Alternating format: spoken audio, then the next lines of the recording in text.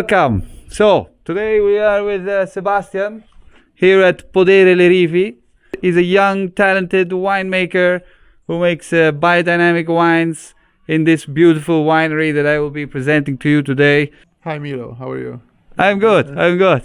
Okay, we are in Montalcino. It's a little town on the south side of Siena, and here life and heritage is all about wine.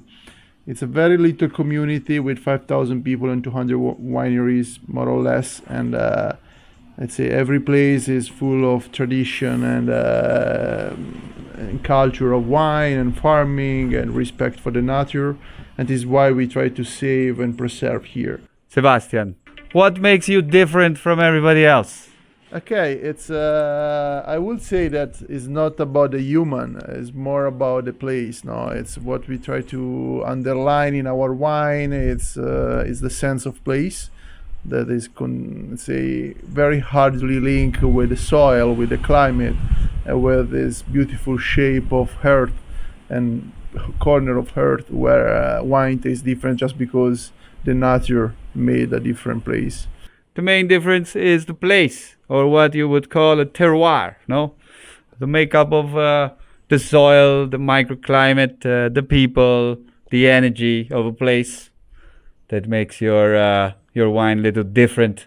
Yeah, wine is a sponge and can take a lot from the place for the human that are involved with and from the climate, and this is why drinking wine is never boring. You can always discover something different.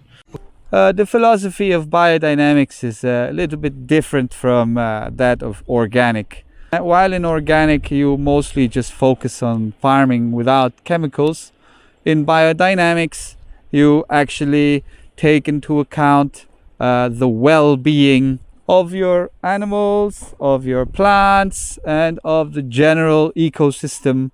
There is more an understanding or a feeling for the land as opposed to simply farming without chemicals. So you can see, the animals are free to roam, and the chickens produce a great organic fertilizer, which is their chicken poo. And then the same, they have some cows and they grow their own biodynamic vegetables. So in biodynamics, basically you create ideally a closed circle. So you produce everything you need to farm and make your products on your farm without having to externalize or buy from outside. Is an example of a traditional vineyard. Quite widely spaced, wide enough to pass with a tractor to turn the soils, and the vineyard generally a maximum of about 10 to 15,000 plants per hectare of terrain, which is 100 meters by 100 meters. So this is just to show you the different techniques, the different styles that they use here. They have the old traditional technique. Everything, all the green, all the yellow you see here, that will be removed over the course of the winter, and all the foliage grows back in May. The soils you can see are a mixture of clay and stone, which is a good mixture for creating both minerality and structure, but also softness that is given by the clay. And rotundity to your wine. Oh, here we can already see a little bit of a different situation going on. The vineyards are lower, and there is, yes, space for a tractor, but not every row. Every 4 or 5 rows. Then you have rows as well where the vines are closer together. You can see it here. So here all the work has to be done manually. The grapes compete for the soil, so very close together. The roots are forced to go down L shape. So as you can see, you have the grass growing in between the vines, and you can't go in with the tractor. So one very good practical way to keep the grass short is to let out the sheep. And the sheep will eat the grass, keep the grass short, and at the same time they also fertilize with their poo. This one is horse. Here we have sheep, and it's a great fertilizer. Okay. Behind me is a very different vineyard from the one you saw earlier, the traditional classic vineyard. Also biodynamic. You can see there a nice mound of fertilizer, organic, coming straight from the stables. And over here on the left, if you follow me, I will show you this other vineyard. Very different method. It is actually the densest vineyard in the world. In 1 hectare of land there are 60,000 plants as opposed to the usual 10,000. As you can see, it is a very dense forest, and you have big clusters of vineyards. I'll show you close up. You can see the vineyards are maybe 50 centimeters apart from each other. Come closer, closer, come on. You can see the vineyard here. It's very small. This is actually quite an old vineyard, already maybe 10 years old. Only makes maybe 3 shoots, 4 new shoots each vine, and maybe only 1 plant out of 4 will even make a bundle of grapes. And very rocky soils, very dense, a lot of competition for ground. Also here they do the pacciatura with the hay to stop the weeds. And you can imagine that 1 hectare of vineyard normally produces around maybe 75 hectoliters of wine. This hectare of vineyard produces 6 times as many plants as an ordinary field. It actually produces many times less than an ordinary field. Okay, now we come to another very interesting part of winemaking, which is of course the wine cellar.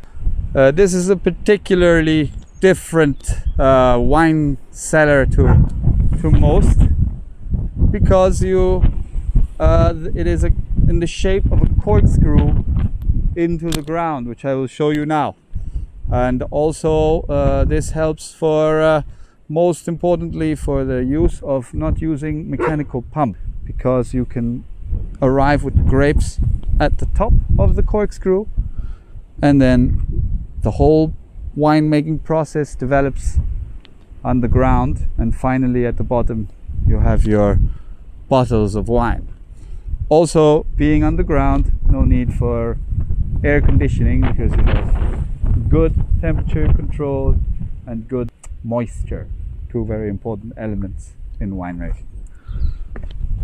Let me show you this beautiful, interesting wine cellar. Fun fact about it is the owner didn't want to use meshed cement, the metal that you lay inside reinforced cement. So they actually had to manually plant with the old system, same used by the Romans and the medievals and the hundreds if not thousands of years. The same method was used in building this one. 700,000 bricks and the wall of almost 1 meter thick. Obviously in the video you cannot smell it, but we have a very strong smell likely to be happening within the first part of the winery, which is the wine fermenting in the vats.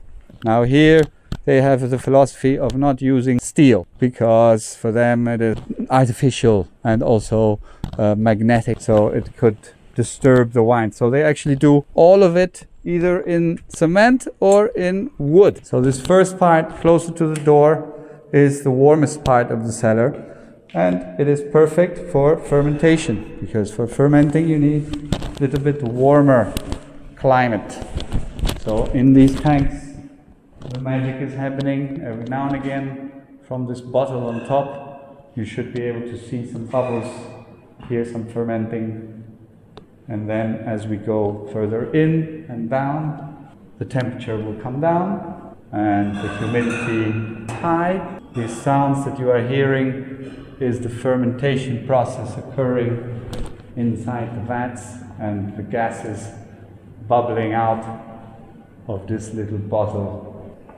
Wine is a very mobile element.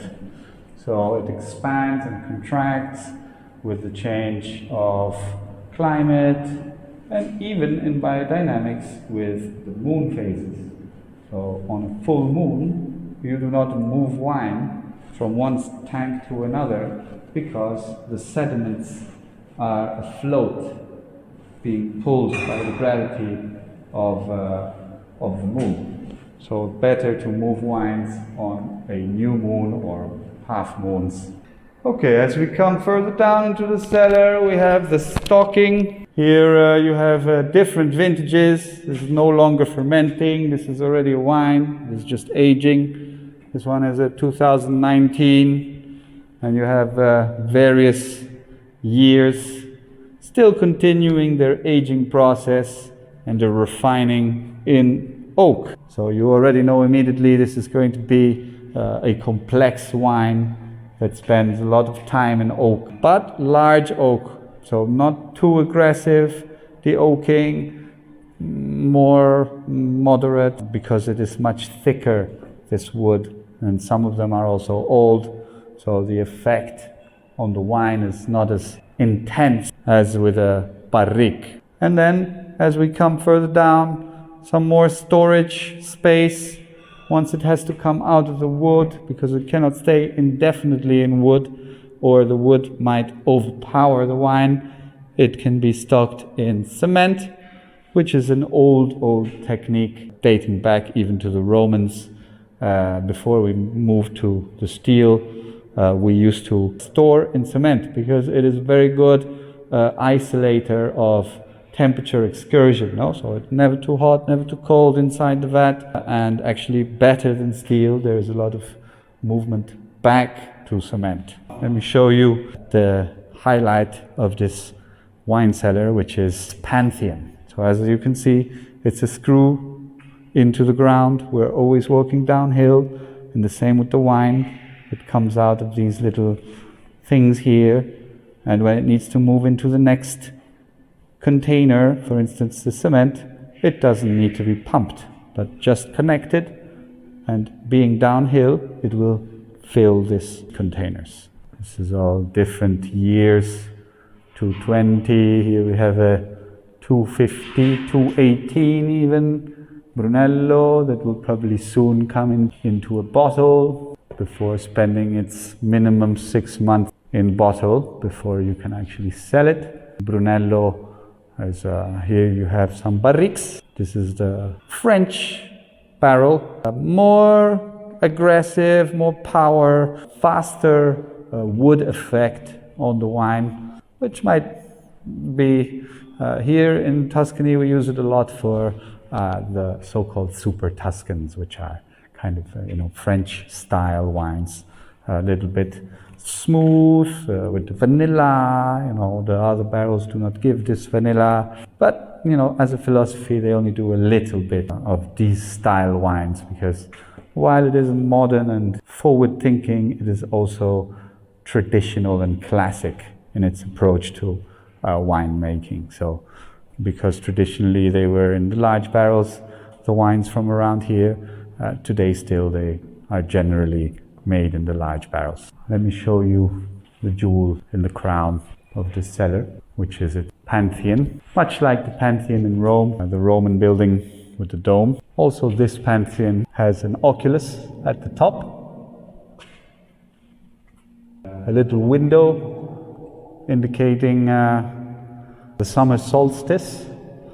So on summer solstice the light comes in on a very specific angle from that little hole. The audio here is greatly enhanced and there's a strong echo, and they also play Mozart.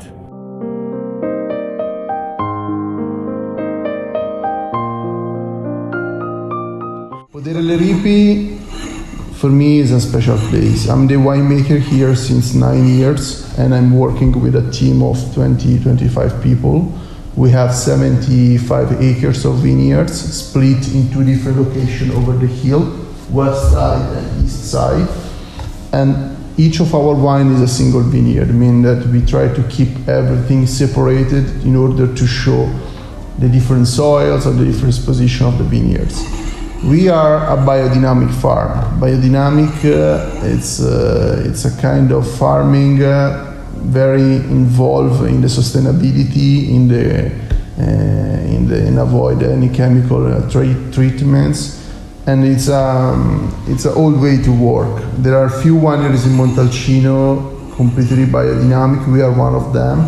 To be biodynamic, you need to follow first of all organic standard, and after you can add all the biodynamic products.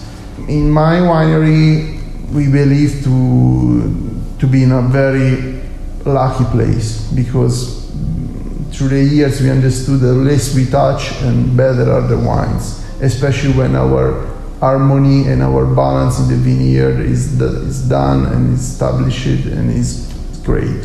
What we do in Potere Rivi a bit different is just having a longer aging in the wine in the cellar. This is a bit different because when you are biodynamic and you are making wine, you cannot force the wine to be ready just because you need to sell the bottles or just because the business is running. But every product, every vineyard has a different timing. And our rule is be patient, is be comprehensive and be a bit lazy in the cellar, because too many times we try to force the wine to accomplish our idea of winemaking, or to have a different, because we are not sure about the results. But what we have to, I believe, is if I believe to be in a good place, I don't need to force the wine to be something, but the natural outcome of the wine is my goal. Is more a trusting relationship where you know that farming can be different, and what we have to accept is the different expression of every vintage. Every vintage has a different personality. Every vineyard, in according of the exposition, the sun, the light, or the soil, can have a different taste. And this is the beauty of the wine. This is what we have to preserve in the final product, because thanks to this difference, you can have a unique experience.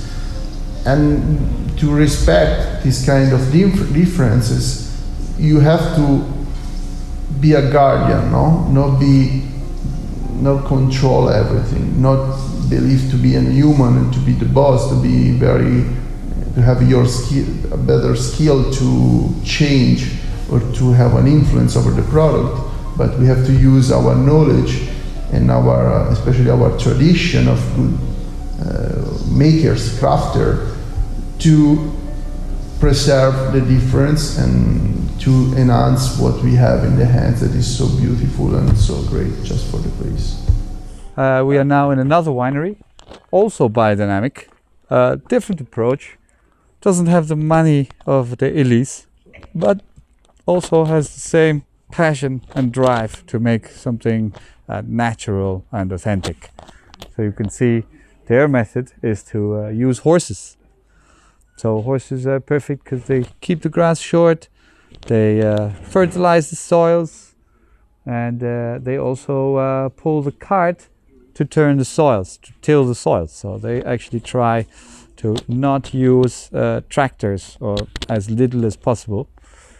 Different philosophy, but also very effective in being biodynamic and natural and free from using techniques and ways a little bit different to obtain the biodiversity and the natural, sustainable aspect of making a biodynamic wine. Yes, you can make a biodynamic wine in a cement structure as well. You don't need to spend 2 million euros to build a corkscrew. With the passion and the dedication and hard work and everything, it's not it's not the bottle that makes the wine. It's what's in it that is important. And now we will speak to the owner quickly. Buonasera. We have here Francesco, the winemaker. He's just letting me taste the Novello wine, freshly fermented, straight out of the barrel. I'll tell you straight away how good it is. Looks good, smells good. You know, this stuff goes straight to your head. It is not officially a wine yet. Come lo chiamano questo? In English? No, in francese, usano il francese, nome francese. Novello in Italian. Novello in Italian. So anyway, here goes. This is, let me try and guess. Yeah. It's not a Sangiovese, I don't think. Yeah. Sangiovese. 100% Sangiovese with some steam inside. I use a techniques. Steam? Yeah. Oh, yeah? 20%. What do you mean steam? The raspi. Oh, stem. Steam. Steam like a steam engine, yeah. So anyway, interesting with stems. Yeah. But why? Because they used to remove stems from wine because it was bitter. Normally, yes. Depends how you treat. It's interesting because it's kind of tannins. Tannins. Yes, Stem it's tannins. kind of tannins. Yes. But they used to be bitter, no? Considered bitter. What do you say? Well, maybe bitter is good sometimes. Yeah. Depends because when you use it, you need to have the right maturation of the bunch. Okay. If you have the right maturation, this is harvesting late in October. So a little bit stronger. And also the stem is more mature. Yes. Okay. And you can use to have different kind of level of tannins, help to give more structure, help to give intensity to the color. So here we have another example of how sometimes going forwards is going backwards. Yeah. No? So with new techniques we rediscover the cement vats after the steel, or maybe even adding stems to the wine again. And pressing maybe with your feet even will be the next thing. This is almost ready. I take out. Okay, you see here. This is in there is the wine. You see, and it's happening all inside there. So it's going forwards by going backwards. Really colorful. Yeah. The hand is really important. The hand is important to modeling, no? To modeling is really important. This kind of technique is like a whole style, and this kind of style is pure and direct. Needed high quality grapes to work like this, but the result is amazing. Yeah. So this is a very interesting family and winery. Very small production, maybe 20,000 bottles a year. They only started with biodynamics with this latest son, Francesco.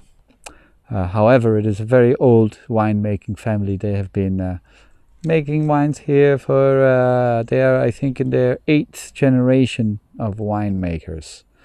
So that's, long time that they have been working with the grape. So sometimes it's interesting to see how going forward we go back, and sometimes I'm sure a lot of his family heritage and knowledge is becoming useful again. Biodynamic way. Oh, galloping horse. Sometimes it is good remember where you come from to know where you are going. So having the heritage and the culture of the old days and being able to bring that into a new, more modern biodynamic philosophy is very interesting. Hi there, I'm Francesco from Pumbaia. I take a little bit of wine for have cheers with you. And we are in the middle of my vineyard. Today is a very sunny day after 2 days of rain. And I'm here to speak with you and to explain and show our work in Pumbaia. I want to explain you my work in cellar because I have my approach. I'm organic. In vineyard I work in biodynamic way. You can see we keep cured about vineyard in the more natural way possible. We respect biodiversity. We have horse for work the soil and for have manure and for have high quality bunch. Most important work is this. Work a lot in vineyard by hand in more natural possible way with natural treatment. We use tea, herbal tea. We use wax, bee wax for treatment because it's very important. Also wax is antibiotic, anti-fungus, and this for have the high quality result in the grapes bunch. When we have grapes bunch, normally in Piombaya we harvest in October time. We are very high in the hill. We are around 600 meters high, and normally we are one of the last winery to harvest. Normally we start to harvest in the beginning of October, when the grapes is very ready. I like to have ready sugar, ready acidity, ready tannins, because that is the base for our working cellar. I tell you the truth, our working cellar for me is the most easy part, because when we have the high quality result cellar, we need just to protect that quality. I think every vintage is unique. Every vintage is good, is particular, and slowly in every time we try to give you the best view of our vineyard, our work, and our wine. Cheers!